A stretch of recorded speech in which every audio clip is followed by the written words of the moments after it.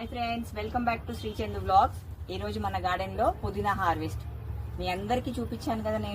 ఇప్పటికి నేను వీడియోలో చూపించలేదు, కానీ ఇది 4th టైం నేను హార్వెస్ట్ చేస్తున్నాను పుదీనా. చూడండి ఎంత ఫ్రెష్ గా ఉందో. లాస్ట్ వీడియోలో చూపించిన దానికంటే చూడండి ఎంత గుబురుగా ఎంత ఫ్రెష్ గా వచ్చిందో. గార్డెన్ లో ఈజీగా ఎక్కువగా పెంచుకోవచ్చు పుదీనా.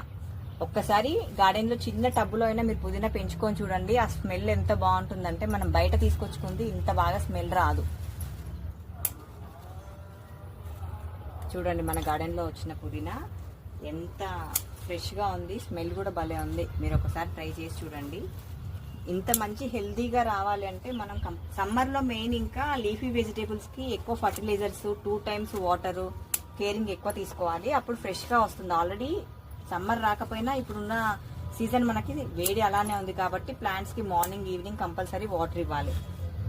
చాలా పుదీనా వచ్చింది ఇప్పుడు.